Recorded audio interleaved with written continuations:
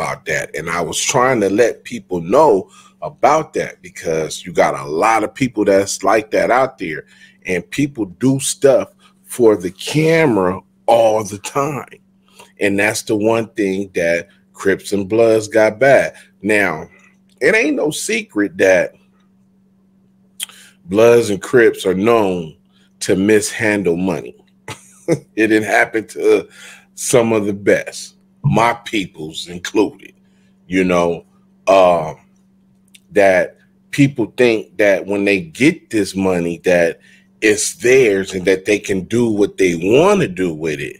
And, you know, that's true to a certain degree, but you really got to do what you say that you're doing in the community. Because if you don't do that, then guess what?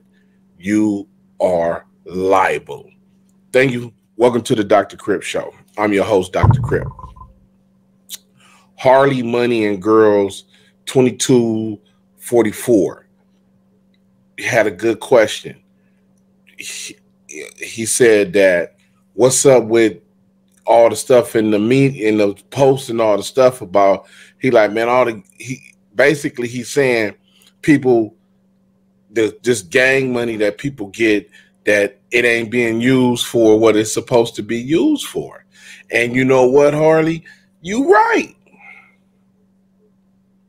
History has shown us that Bloods and Crips with this gang intervention money, it comes through our hands and we really don't know what to do with it. We know how to get on with it. Yeah, I'm on and popping now. But we really don't know what to do with it. Now, we can't just sit up and say since 1992 that ain't no money nowhere came to gang members or whatever. False.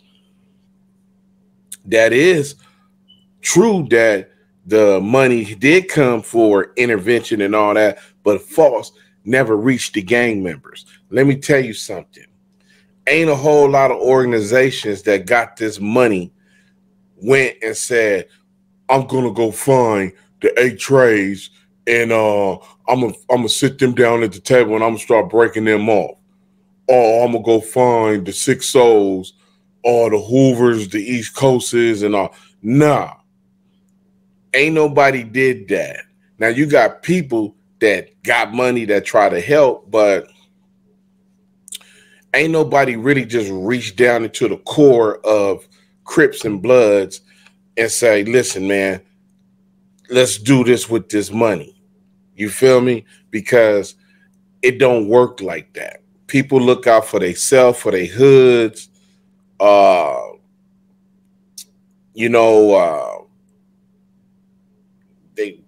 going to do this. You're going to put rims on your car. You got people that get this gang intervention money. And see, that's what people don't want to talk about. And I don't care. I care less who you is, what you say. All that don't mean nothing to me. So what? I did what I did. I ain't never took no gang intervention money. Man, let me tell you something, man. I've been feeding the homeless for 20-something years plus, homie, 25 years. And everything I did came from my homies or resources outside of gang intervention money. Ain't never had it. Can't find my name on a check. But one time, they called me. And it was the time that put me into their system that sent me to prison for the first time. Imagine that. I get a phone call. And it's from it's from the boy that's in the jail right now. His team, him and his team. What's his name? He went to jail for the fraud. He's sitting in jail, I think, right now. I'm not sure. Mark Ridley Thomas. Yeah. They hit me. They like nut. Jesse Owens Park is the worst park in all of Los Angeles County. It's been like that for over 20-some years. It has the highest crime rate in all of Los Angeles County during the summertime at the swimming pool. Okay, what's up? I got a pilot program that I want to implement. Now, in this pilot program, I want a black and a Mexican. All right, I got a little Mexican. He having issues right now, but I ain't tell them that, but I can get him, woo, it's all good. So, okay, that's the play. Yeah. Well, what you gonna do? We give y'all 15,000 a piece for the summertime. Okay, I could do that. I can work with that. All right. So look, when you get the Mexican, holler at me because he gonna have to come to the class and he gonna get, had to get the city badge. This is a real city official type of job, reducing the crime in the park, during the summertime. Okay, for sure. So I go to the homies. I'm like, where whoop-de-whoop at? Oh, F him. He got issues right now. He got facing DPs and all that. I said, man, listen, man. Y'all need to get that dude over here because the people just called me and I got 15 bands to give him.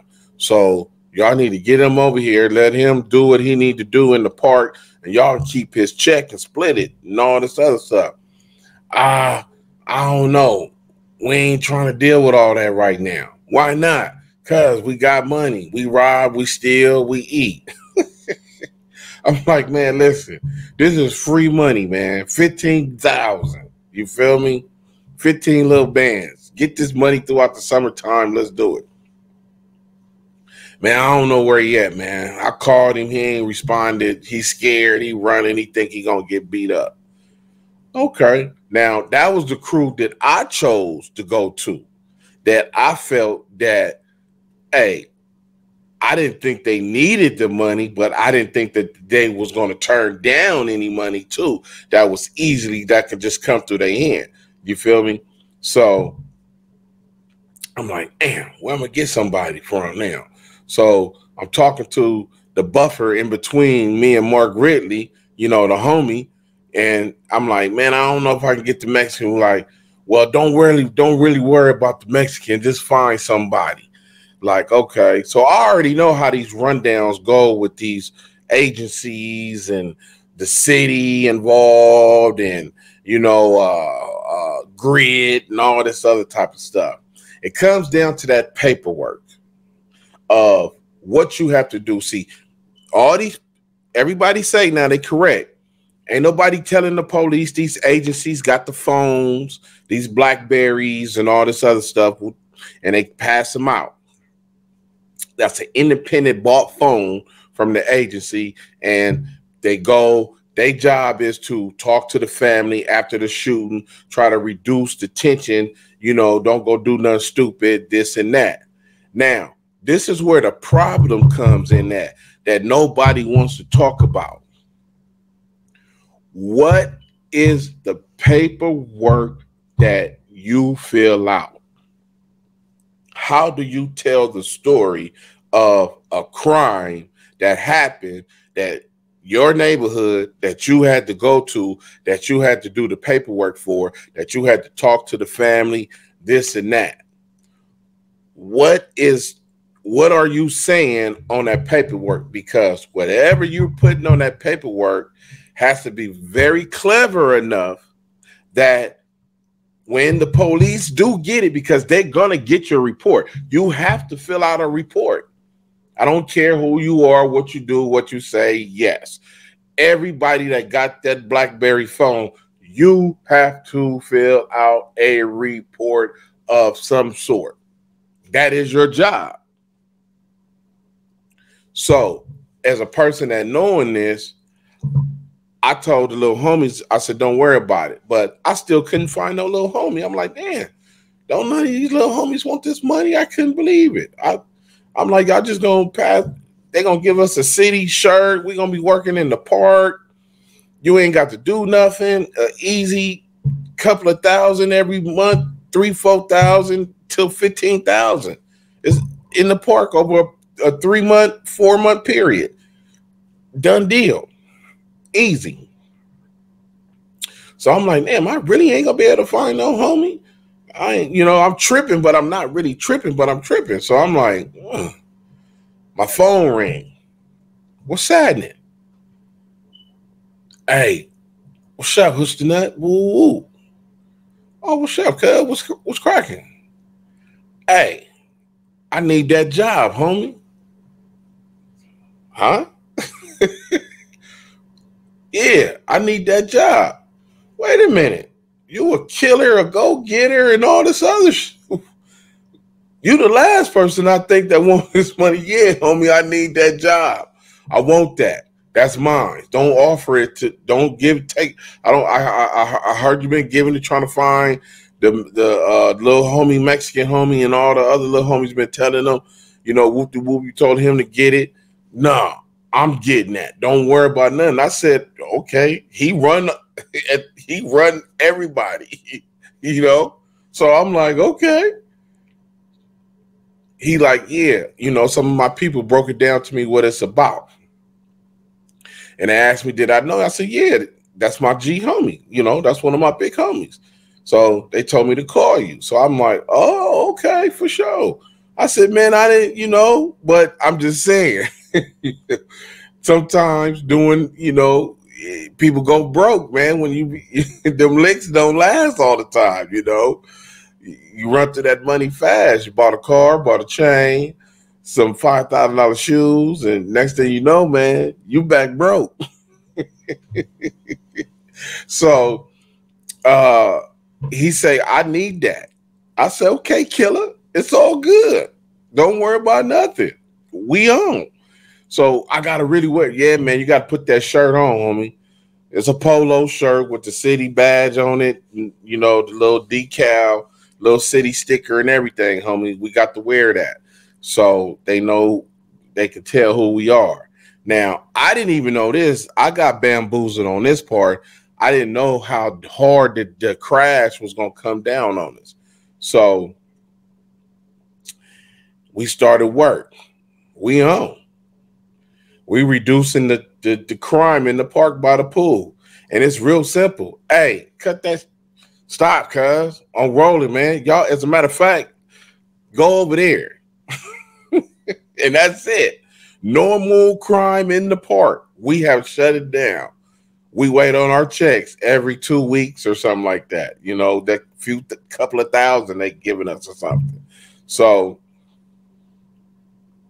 but now Crash come up to the park, Curry, and he is just upset about the homie that I got working with me. Like, no, you are a killer.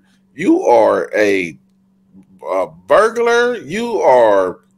We know you doing the most. They just arrest him, put him in a car with the city badge on and everything. Like, they don't even care about that. So I have to do what I have to do to, get him out of the car. So I got to call my people. Hey, man, y'all got to get over here. I told y'all I didn't want this job. This is what it take. They're going to be honest. Come get him right now. So they did this. The Crash did this to this man every day until they seen how I had this power of calling they captains and all that. They just like gang members. You can't tell them nothing. Oh, them enemies, they up here. We need that. Well, that's the way the police is acting. Crash. They ain't even listen to their superiors standing in front of them talking about us. No, he going to jail. He going to jail. He ain't supposed to be up here around his homies. He on parole. Man, I got a job. I can do whatever. I work for the city. We don't care about that. We taking you to jail and we taking you to your house to search you. Oh, yeah, they was just highly disrespectful. So I kept calling, getting him out the way. So now they finally focus on me. They ain't know my name. They didn't know who I was or nothing. They know the gang name, Huster Nut. They didn't heard about it plenty of times. Never could have put a picture, face, or nothing with it. New crash officer, just been around 2-3 years now, making your name. See, they make their names by arresting you, you dummy, catching cases on you, you dummy, putting dope, work, fake police, guns, doing illegal stuff, all on you. That's how they get their badges and their stripes to move up. So they focus on me because they tell me to stop one day. I'm like, man, I ain't got to listen to you. I keep walking and don't touch me. And they was like, what? He left and went and ran my name, came back and was like, you are Husta Nut. I know about you, and you on probation and all kinds of stuff. But they told him don't touch me while I'm up there working at the park. So now every time it's a little, because it was always something, it's the park, Jesse Owens, summertime. You know, people want to show out. What's up? What's happening? I need that. You know, you always got fights, squabbles, you know, in-house stuff, nothing serious, you know, politics, few robberies here and there because, you know, 18 chains. I need 18 chains. So, you know, that's going on. Man, man, you got 6, 7 chains on your neck. That ain't enough. No, homie. I need like 10. I need like at least 10 on my chain, on my neck, big homie. That's real. Okay. But listen, don't do it up here, though, man. Stop robbing people up here because this is your last chance. If you do it again, I'm knocking you out. Don't, you know, I'm going to have somebody come knock you out. I may not knock you out, but I'm finna get you knocked out. So no more robbing up here. You feel me? Rob outside. Go outside the park. Catch them going down the street over there. And no more in the park robbery. So now the police was fascinated because we had some melees up there. So they want to know because they caught a couple of people with burners up there. They did some raids. You know how they come in the park. You got the East Coasters up here, the 40s, the 60s, the 100s. There's all kind of people up here. So they turn in the park one day, do a few raids, go on people's cars, do all this whole type of stuff. So now they want to see how after people get cut loose and all this other stuff, they want to see how we handle the paperwork. So I told my homie, I told Killer, I said, listen, you ain't going to do the paperwork. I'm doing all the paperwork for you and me because I know what to say. I know what to put down, no names. This is what we observed. This is what we did. And these are the questions we asked to these civilians. And that's it. So you don't have, if it's a robbery, something happened with a robbery, we say, it wasn't a robbery. It was an alleged robbery, but we found out that it wasn't no robbery. Now, if somebody is reporting a robbery, that means that they got robbed, but it wasn't in the park because the robbery didn't happen in the park. So anything that happened in the park, this is how the paperwork go. No, it didn't happen. It didn't happen like that. So I controlled the paperwork. So if you're not controlling your paperwork like that, and I never had a contract with the city. I never worked for Grid. I only been on paperwork one time with them doing this summer job of what I'm telling you about. That's it. And I had to control the paperwork to where the incidents, because the police is turning in paperwork just like you turning in paperwork. So that's what they not saying. People not saying. So when you one of these grid workers and all this and that, you need to be careful of how you're reporting the paperwork. For example, you can't go to McDonald's and say, oh, yeah, you put on your paperwork, went to McDonald's, was a robbery,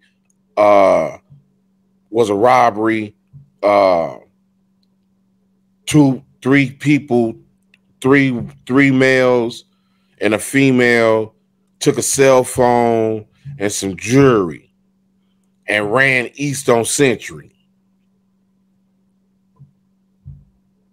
You already know they was black. And that's it. You think, okay, because I didn't put no names in there and all that is good. No, it's not, because guess what? If the homies get caught down the line, 3 homies and a girl, same type of robberies, phones, jewelry at the bus stop, you put all that in your report. So even though you didn't put no names, you still put what happened in the report, because you said girl got robbed at the bus stop, got her phone took, jewelry took, money took. 3 dudes and a girl. So this is the same people basically. Because last month it was the same thing 2 times last month. This month 2 times, 3 times. So it's the same people to a certain degree. That's how the police look at stuff.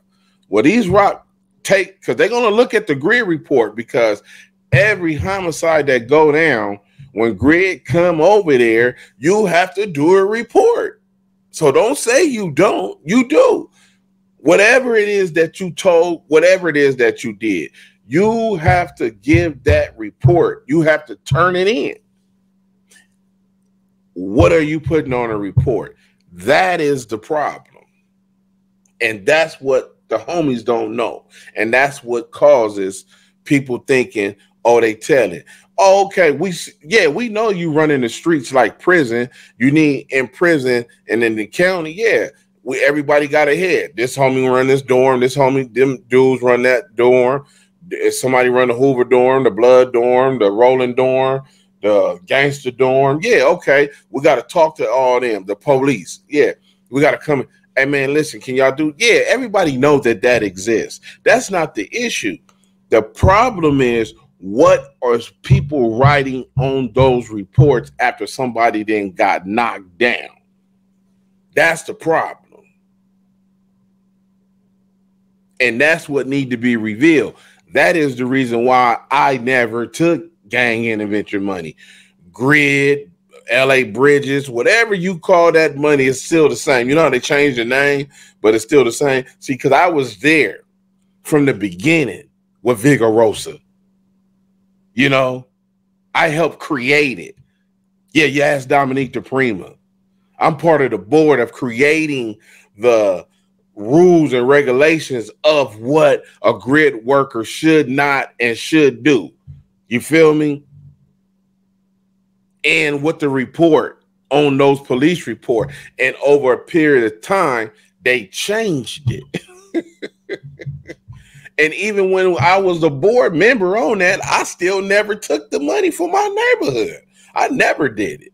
Everything I ever got came from the hood, the homies, and myself included.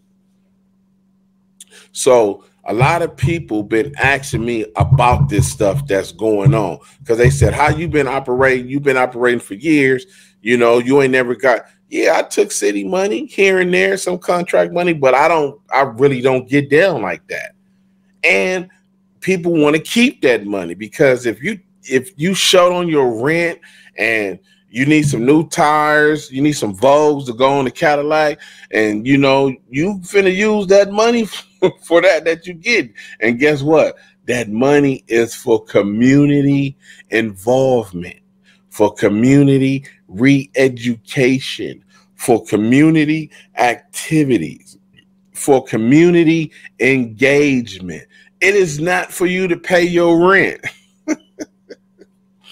And that's what the homies been doing, both the Bloods and the Crips. They've been spending the money, and the city is tired of it. We gave him $1 million. We gave him 100. We gave him 50. We gave him 60, and they all blew it. Because that's what homies do. They blow it. So now you got these new gang interventionists. When I say new, I mean y'all that haven't been on the block, that's just been out here for the last 10 years. You feel me? When you came around 10 years ago, you just came around 10 years ago. Listen, man, I've been out here long time. Never took that money. If you don't have a nonprofit of your own, you might not, you taking that grid money, it's a problem. I don't have to make it up. It's in the newspaper. They saying that grid workers is telling.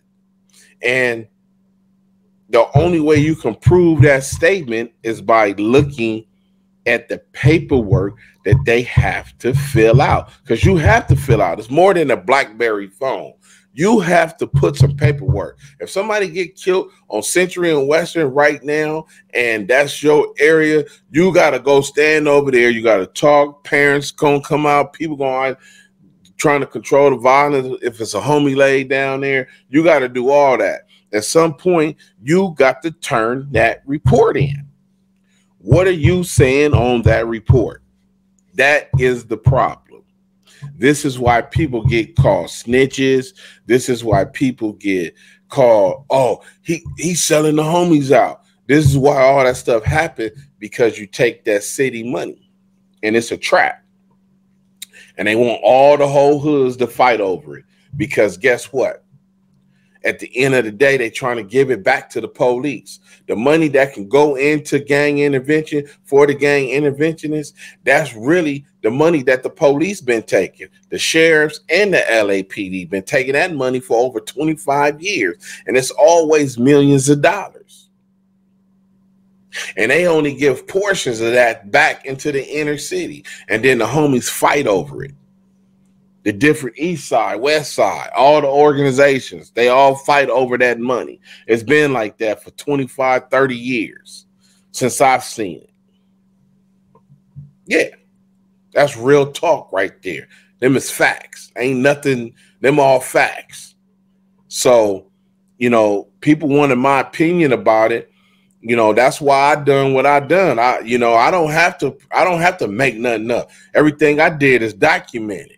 Humanitarian Days is documented. I did it for 10 years straight without one dime from the city. And they used to try to find out and come over there so they can get brownie points when they trying to run again and act like they trying to help me. And I'm like, no, I don't want to take that picture with you. I'm good. I know who do it from the heart and who don't. So you got to be leery of people that are wolves that wear, coming in with their sheep clothing on, because they trying to get over on the hood. You know, that's the worst thing you can do, is act like you. That's why I always say, man, the homeless, you feeding the homeless, you a gang member. What about your homies? Why are you not on your block? Stop feeding the homeless, homie. They been home. They been homeless before you even started gang banging. These new dudes, that's what they do. Man, it's a million organizations downtown Los Angeles, man, that's taking care of the homeless.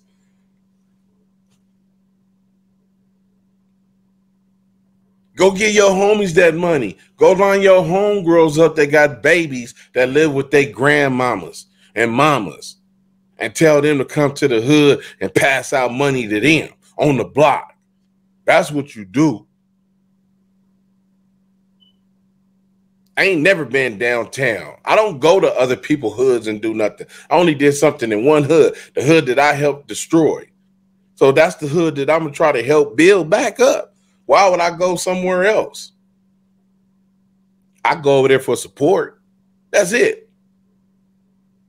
But resources, go to my neighborhood. That's what I do. That's what I'm giving back to my neighborhood. I got plenty blacks, whites, and Mexicans in my hood that all broke, that need bikes, toys, clothes, medical supplies, food, pantry food, sodas, waters. You name it, I had it. I give it away. So, that's just my stance on that. You have to be careful. You have to be careful with the paperwork that you filling out. That's where the problem is coming in there. So, if you part of that grid and you taking that money, best for sure your name is finna be popping up on that list. Like, oh, homie, don't you get that money? Because homies wouldn't be wanting to look, because they still out here knocking shit down. So what you write in that report? You better think about it. Think about it. Yeah, this is Dr. Crip, man. In the sickness. We're ending the sickness over here. Starting your own community. Start ending the sickness in your own and worry about your own. That's what you do. Worry about your own community, what you got going on. I don't need nobody. Listen, man, when they come to my hood and they pass that check out, no, here you go. Because they aware of the vultures over there. The community pimps. that want the money so they can go buy some new rims and a couple of trucks or something, man. It's Dr. Crip.